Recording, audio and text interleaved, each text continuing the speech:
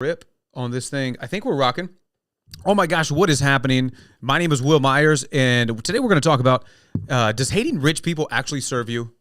And there's a lot of conversation in the world constantly since I've kind of traced it back as far as I've seen.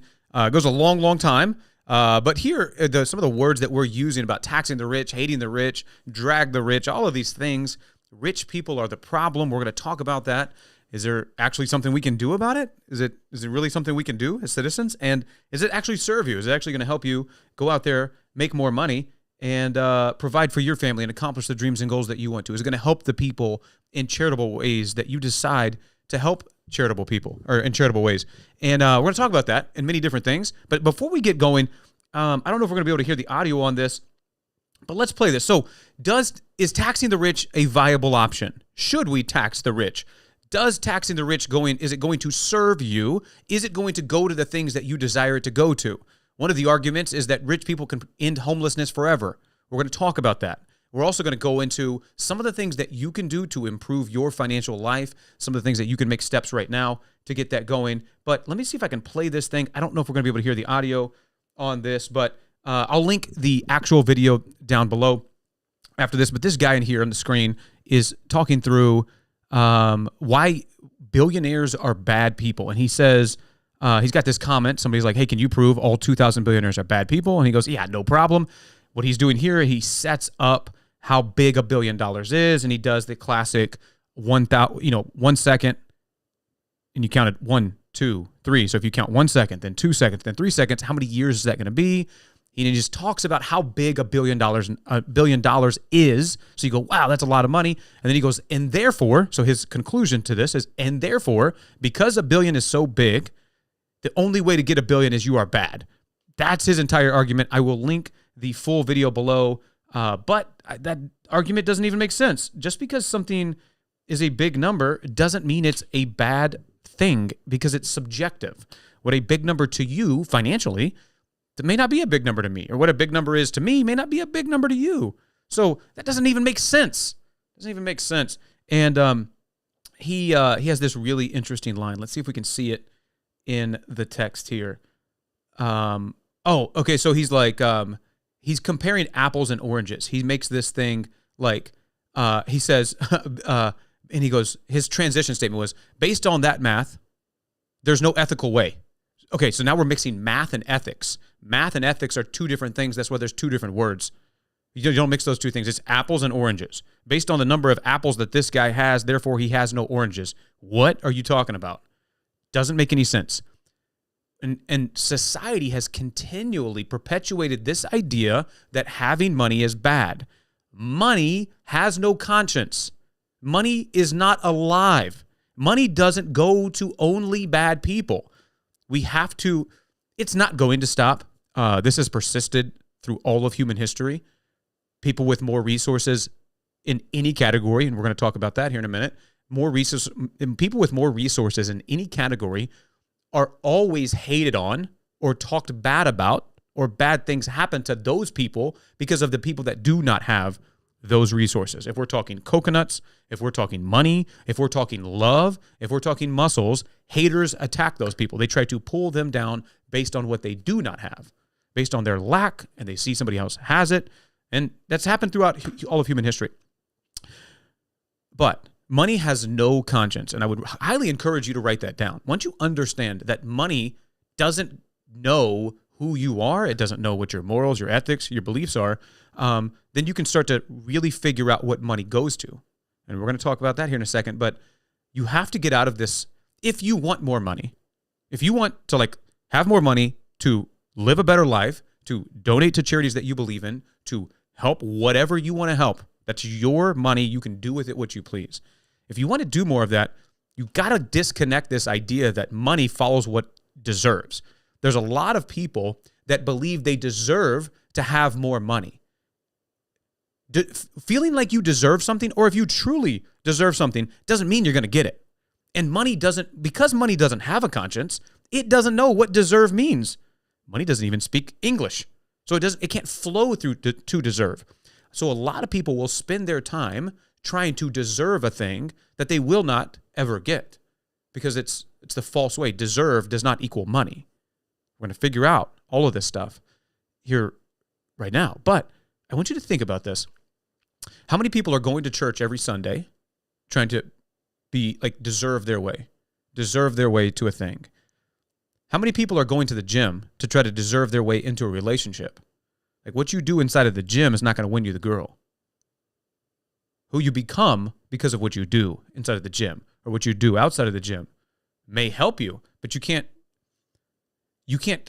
persuade free will. And this is where the toxic hustle and grind culture has a giant misstep, because hustle and grind culture, especially when it's super toxic, like I made a video off of this lady that was saying, I only spend 20 minutes a day with my kids because that's all they need. And I got to get back to work. I got to get back to the grind. I only spend 20 minutes a day with my kids. And I was like, that's the most absurd thing I possibly could have ever heard. I've probably heard something dumber, but I just can't remember when. 20 minutes with my kids, that's all and then I'm back to the grind. This hustle and grind culture becomes that toxic. And the root of some of that is people trying to deserve, like they're trying to seek the love they never got in their childhood. They're trying to earn the love and affection through the approval of others by making more money. And like, look at me. So they go buy the super nice car to impress the people they do not know so they can feel better about their self-esteem of the things they didn't get when they were a kid. They didn't get the love and approval. They didn't get the praise from their parents. So they're trying to get that now. Therefore, they're going to hustle and grind, and their conclusion to everything is hustle and grind harder. Well, that can lead to some downfall. That can lead to some lack of fulfillment, some lack of happiness, because you're chasing a thing that cannot fill that void. We haven't ever addressed the root cause. But getting back to my main point of deserve, money doesn't know whether you deserve it or not. Money follows value. And I would write that down. If you want to get more money, you must provide value. I run a Cash Flow for Kids program where we teach kids about money. We start from the basics and then we scale all the way up to the complicated, like building a balance sheet, a profit and loss statement, and launching a business, and they get profit by the end of the week. What? That's awesome. If you want to learn about that, just sign up for my newsletter. Go to moneymanmyers.com. Follow me anywhere on social media, and you can see all of that stuff. I've got free newsletters. I've got Cash Flow for Kids programs. But inside of that program, one of the very first lessons that we teach is that money follows value. Therefore, if money equals value and you don't have money, how can you get money? You can provide value. If you have lots of money, you can go buy value. If you have some money, you can go buy value. One of the ways that we teach this is in the very first class of the Cash Flow for Kids program. We give them some homework, but one of the first questions we ask them is, what is your favorite restaurant and what is your favorite meal to eat at that restaurant? And we had one year, this girl, she was awesome. She was like, well, it depends. If I go to this restaurant, I like the grilled cheese. But if I go to this other restaurant, I like the quesadilla. But if I go to this other restaurant, I like the mac and cheese. And I'm like, okay, I get it. You like carbs and cheese. Do your thing, girl. Do your thing. But she's like, and it's awesome. She's like, I love the grilled cheese and whatever food your thing is. Like, what is your favorite meal? And then we go like, is it worth the trade? You give money, they give you the awesome grilled cheese. And the kids are like, yeah, dude, it's so good. Oh my gosh, the chocolate milk. Okay, so now we're understanding the concept of trading money for value. So if you've got money, you can get some value. And if you don't have money, then you can create value, which brings up the next question. How can I provide more value to the marketplace so I can get some money? Because I want to get the money and then go buy some other types of value. I'm going to go give this value, the value that I can create and provide to the marketplace. I'm going to go create that value, and then therefore I can get some money back. And sometimes when you bring your value to the marketplace doesn't respond. So now we got to learn. How do I adjust my messaging? How can I improve my marketing? Why aren't they buying? Why did they come in and say they want to buy but they didn't give me any money? What did I do in the sales process? Aha! Now we are learning business. You can learn more from business by trying to find a customer than you can ever in a university. We'll get into that another time. But let's continue down this thought. So this guy, in this video that we played earlier, let me just pop it back up on the screen. I don't think we can hear the audio because I can't figure out the technical stuff, but we're not going to worry about that right now. He talks about if you have a lot of money, because it's a big number, you're a bad person. Okay, cool, man. We appreciate your contribution, but that is incorrect. And this is so dangerous in thinking this way because, number one, it's not going to help you get to your goal and accomplishment. He goes on in this video to talk about how if these wealthy people really cared about society, they would donate all of their money to end homelessness. Homelessness is only costing X. He's wrong on a lot of statistics on that. There's another guy that completely destroyed his argument. He picked all the meat off that bone. I'm not going to talk about that here because that guy just made an excellent video breaking down the math on that. But just because somebody doesn't spend their money the way that you think they should spend their money doesn't mean they're a bad person. It's their money. They can do with it what they please. They didn't do anything wrong to you because they didn't spend their money the way that you think they should spend it. That's weird. It's weird for you to be all up in somebody else's business and their money because of something that you want to do. If you want to do it with your money. If you're not making enough money, why is that? Now we have some inward reflection we have to go through. But the main thing that I want to pick out of this video is that he is tying lots of money and associating that with bad people. He's saying that if you have money, you are bad. And there is so much wrong and dangerous about this way of thinking. Let's walk through some of this. One of my favorite ways of thinking is a quote by a guy named Martin Luther King Jr. And he says, I hope that we live in a world one day where my daughters aren't judged by the color of their skin, but by the content of their character. Okay, so how should we judge people according to Martin Luther King? By the content of their character. Okay, that's interesting. How should we not judge people? By their color of their skin. Okay, so let's judge people by the content of their character, not the color of their skin. So content of the character let me know. That seems like a really fair way to judge people. Hey, what's the content of your character? Not what you say, but what do you do? A lot of people are talking out there, but what do your actions say? So the content of the character. So we're going to measure people by the content of their character. Anything else that is not content of character should fall away. Skin color? Yeah, we probably should not judge people by the color of their skin or the color of their t-shirt or the size of their bank account. If we are dividing people up, it is not good for society. How is that person? Are they a good person? Are they a bad person? Has nothing to do with the size of the bank account. Let's do a little bit more critical thinking on this. There's a lot of people in the world that don't like rich people simply because they're rich. They don't like these people because they have more money than them. Therefore, they are bad people. What? When do we begin to hate these people?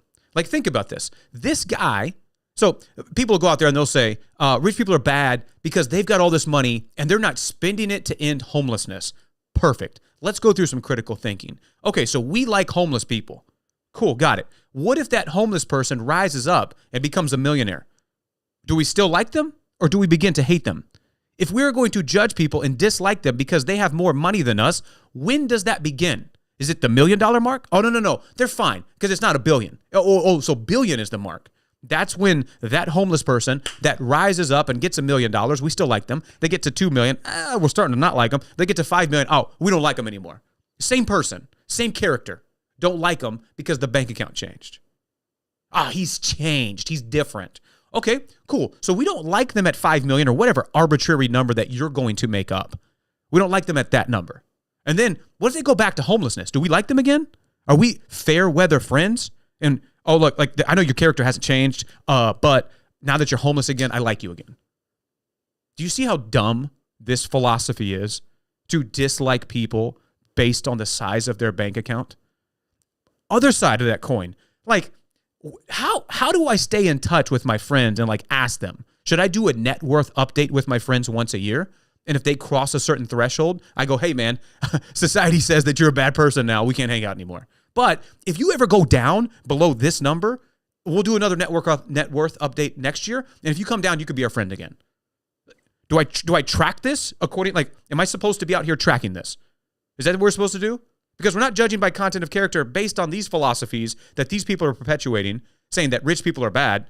So therefore, I must track my friends' net worth. And if they exceed a certain number, then I don't like them anymore? You know, this sounds a whole lot like jealousy. I mean, the other day I was watching there was a video, I think I got hit on Instagram or TikTok, and it was awesome. There was this 60-year-old dude. He was walking out of a pool, and he's like, his messaging was something about just because you're in your 60s doesn't mean you have to get out of shape. And this dude was cut up. He was in great physical shape. He looked great. And then I went to the comments. And no matter what video that exists on the internet, you are going to find some haters. And there were people in there like saying, oh, what kind of testosterone are you on? Oh, you must not be natural. Or like, well, look at your face. And he was like a handsome guy, but they were still like roasting him. You're not, look at your face. Why don't you fix your face, bro? Like all this stuff. And I was like, oh my gosh, like it's hard to, I'm 34 years old. It's hard to stay in shape now. Like I know what it takes to stay in shape. I'm not in shape. I know what it takes. I don't know if I'm willing to pay the price. Man, I gotta eat right. That's the hard one. Sugar's a son of a gun. I gotta show up to the gym. I gotta stay hydrated. I gotta drink water. I gotta recover, do ice baths. I gotta do all this stuff. Staying in shape at 34 is not easy. I can only imagine at almost twice my age how difficult that's gonna be. And then what do people do in the comments? You know what you should do? In order to comment on a 60-year-old with a six-pack and like chiseled, you should have to post a picture of your stomach. Like, do you have a six-pack? Do you look like this guy? If you don't look like this guy, you can't say anything. Haters show up everywhere. I was on another video. This couple did this DIY thing in their in their garage. They renovated the floor. They cleaned up all the floor. They put epoxy or whatever down to do like the garage thing. I don't know what it is. And then they painted it. They did the epoxy and then did the glitter thing, which it looked really awesome. It looked good. Dude, go to the comments. Guess what? Haters. Man, there were companies in there going, yeah, the DIY solution's not going to last. You should have hired us. Brilliant freaking marketing, you rocket surgeon. Like, what are you doing? Now I'm never going to buy from you because you came in, not that I probably ever would, but what are you doing? Trying to tear down somebody else. I was like, and so my comment in there, I was like, dude, this is amazing. Y'all did an amazing job. And this is such a wild video because this proves that anybody can hate on anything. Like, this is a great video. It was a couple spending time together, doing a DIY project. I think they're early in their marriage. Like, that's what you do. And you get haters in the comments. Sounds a whole lot like jealousy. So let's break this down and bring it back to finance and money. Anytime somebody doesn't have something that somebody else does, they try to pull them down. And we never truly graduate high school, do we? We never truly get out of our adolescent or toddler phase, do we? Why does little Timmy get to play with that toy? I want that toy. But you weren't even playing. You didn't even want to play until you saw Timmy had the toy. Aha. Why are we hating on the 60-year-old guy that looks great in his 60s? Why are we hating on the couple that's renovating their garage, spending quality time together, doing something that they enjoy, and it turns out amazing? Why are we hating on these people? It's the exact same reason that we don't like rich people. Not me. I love me some rich people. If they have good content of character. That's it. People don't like rich people because they are broke. We should tax the rich. Well, let's start with taxing you. Well, no. Why is taxing the rich always why is taxing the rich always another income level above you? Why don't we start at your level first? Well, then I don't think that, why don't we just get rid of your tax deductions? You know the loopholes and tax deductions that are there for the rich are also there for you. You can capitalize on all these opportunities as well. It's not reserved for the rich. The system is here. Everybody can take advantage. And I can prove this to you. A lot of the people that I follow on social media lately are people that don't have arms or legs, but they're still in the gym. Maybe they lost them in war of some kind of way. They're still doing. There's a guy I follow. He's got. He lost one of his legs. His vehicle while serving was hit with an IED. Or is that the prescription thing for birth control? Whatever the thing is, it was hit. His Humvee went over a bomb. It exploded. He lost his leg. Fast forward to present day. Now he is in the gym doing deadlifts with one leg. He's doing squats with one leg. And, he's doing squats with heavier weights than I do with two legs. And I follow these people because it's so inspiring. I'm like, man, whatever reason that I have to not go to the gym today goes right out the window because this guy with one freaking leg is in the gym doing more weight than me. That's very humbling. It's very inspiring. And it gets me moving. And I go, whatever my excuse would be is that guy's freaking reason. My legs are sore. He's going, what's it like to have legs? I forgot. You're right, man. You're right. I'm getting my gym back. I'm going. So I follow people like that to kind of put me back into that state because I could fall into this jealousy mentality. I'm human just like everybody else. And I think it's important for us to understand this. It is easier to be jealous and try to pull people down than it is to build ourselves up. Getting money, getting health and fitness, getting in a good relationship doesn't mean that you need to tear other people down. If I were to go into the gym and I see guys with lots of muscle, girls with lots of muscle, they didn't take all of the muscle that was there for the day to be had. I can build muscle by tightening up my diet, eating protein, and lifting.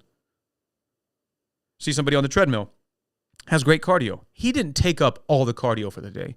I can improve my cardio by doing cardio exercises and tightening up my diet. If I see a couple that's in a great relationship and in a lot of love, they didn't take all the love that exists in the world. They have love, and that doesn't take anything away from my relationship. You with me on this? Money is the exact same way. If somebody else has money, that doesn't mean they took money from you. The economy is constantly moving money around. How much money do you think is transacting today as you're watching this?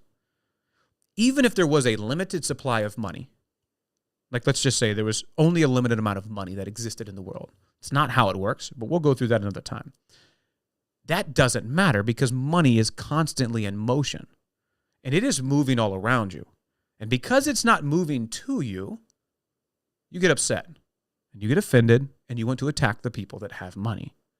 That's natural. That's normal. Little Timmy has the toy. I want the toy. Give me the toy. Let's go take the toy. Well, now we have to get the government involved, and that gets a little weird because we can't just give government power to be taking things that are not theirs, and they're not yours. So we've got to be very careful with this mindset of taking from other people that have more money than you. You call them rich. It's all relative. But they didn't take the money. You just have to figure out how you can provide more value to the marketplace so that all the money that's moving around us all the time, you can get some of that. And you can get as much as you want. You can provide enough value. All of these rich people that have more money than you have provided value to the marketplace in some way or another. Let's go through an example real quick. LeBron James, there's a study by Harvard professor Daniel Schong. I think that's how I pronounce it. Let me pull this up real quick. It's a really amazing study. You can find this harvard.edu. And the name of the study is Taking My Talents to South Beach and Back. And Professor Daniel really walks through the economics of LeBron James taking his talents to South Beach, Miami, and then coming back to play for the Cleveland Cavaliers. And I'm gonna read you this one sentence. You can go read the entire study. But he says this. Specifically, his presence, LeBron James. LeBron James' presence increases the numbers of such establishments within 1 mile of the stadium by about 13%, and employment by about 23.5%. Okay, so let's walk through what was just said. LeBron James went to Miami. He played for the Cleveland Cavaliers. He played basketball. Went to Miami. Came back. Played for the Cleveland Cavaliers.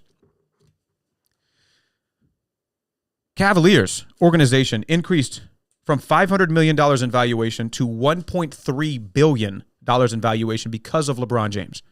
So this one dude increased the valuation of the Cleveland Cavaliers from $500 million to $1.3 billion. That's a good dude to have on your team.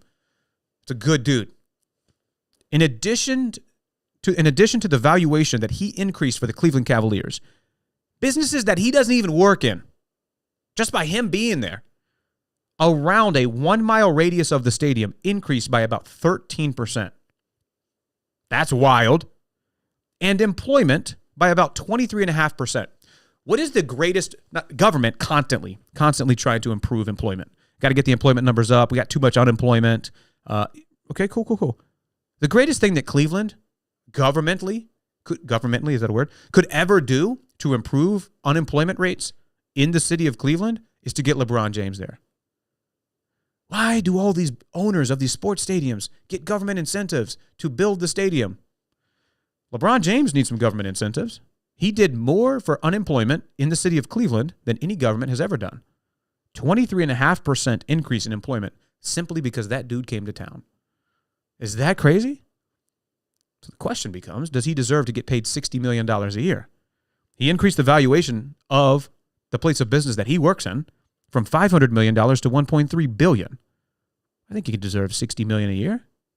In addition to the wins and the jersey sales and the cash flow coming from things that business is selling, like jerseys and hats and souvenirs and nachos and hot dogs, and it increases their cash flow while he's working there, paying for the $60 million a year salary. In addition to that, the valuation of the overall business, which is separate from the income, from $500 million to $1.3 billion. I think he deserves his $60 million a year. The city of Cleveland, employment went up 23.5%. Isn't that wild? So is it okay for people to make a lot of money? Money equals value. The value that LeBron James brought to the city of Cleveland, $500 million to 1.3, 23.5% increase in employment, 13%. Yeah, dude. He deserves it. So let him have it. Don't try to take his money. He's rich. Well, that's the only case. No, that's how it works. If a CEO, a lot of times there's attack on CEOs. Cool, attack them. Do whatever you want to do. If a CEO is being overpaid, there's two rules on this: not by much and not for long. If a CEO is being overpaid, he will be quickly run out of town. Maybe sometimes quickly means a year, sometimes less, sometimes 2 or 3 years. If they are being overpaid, it's probably not by much, and it's not going to be for long. The market balances itself out. If they were going to pay LeBron James $60 million a year, and he didn't do that kind of thing, do that kind of return, he's gone. Cut him. We get out of the contract. Or at the end of the contract, we don't renew the contract. We sign LeBron James to $60 million over 5 years, and he doesn't bring in that kind of income to the business. After the 5 years, we don't sign him again. We overpaid him. And then when his contract runs out, we don't re-sign him. Or we offer him, we go, dude, you're only worth $1 million a year, not $60 million. We overpaid you by a factor of 60x. So if somebody's being overpaid in the marketplace, not for long, and it's not by much.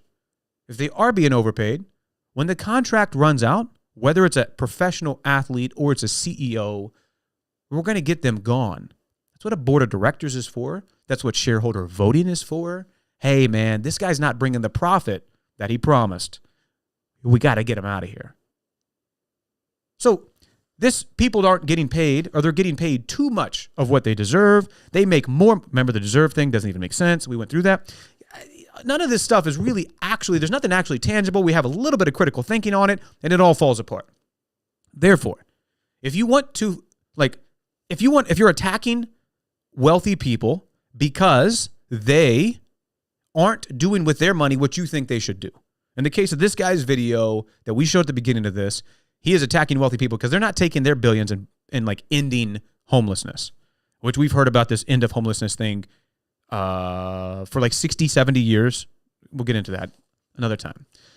He's attacking them because they're not taking their money, their billions of dollars in excess profits, according to him, quote, excess profits, because apparently, according to him, there's only a certain amount of profits that you're supposed to have or something. Anyway, because they're not taking their excess profits and they're spending that money on homelessness to end it, he says they're bad people. They're poor, they're bad people. I think we'll do another show where we talk about the amount of money donated to charities. Like, we'll pick a charity, we'll find videos that are like, all right, they should donate to this charity, and then we'll find the charity, and then we'll find all the rich people that created the charity, that have funded the charity, and then we're going to compare that as a proportion of income, and we'll go through all that. That'd be fun. I think that'd be interesting. If you really want to help those things, back to the point, if you want to help end homelessness, if you want to help end, insert charity of choice here, if you really want to do that, the most important thing that you can do is to stop attacking others and start improving yourself. The problem with that is that's a booger, because I'm trying to get in shape and it ain't easy. Man, making cookies. I'm like, man, I could have one more cookie. Man, queso, chips and queso. You ever had chips and queso? Oh, man, stuff is good out here. It's hard. It's tough. to improve myself. I got to go to the gym. I got to work out. But you know what? I'm sore, man. You know, I worked hard like 3 weeks ago. Do I have to do it now? It's much easier to try to tear down other people than it is to improve yourself. It's much easier to attack the rich than it is for you to focus on improving your skills and providing more value to the marketplace so that you can get more money. It's easier to try to pull down other buildings than it is to build your own building. But that's not the way you get it done. It is futile to try to attack other people and try to accomplish your goal. You're going to waste your time. You're going to waste your life trying to tear down hate on other people and acts of jealousy.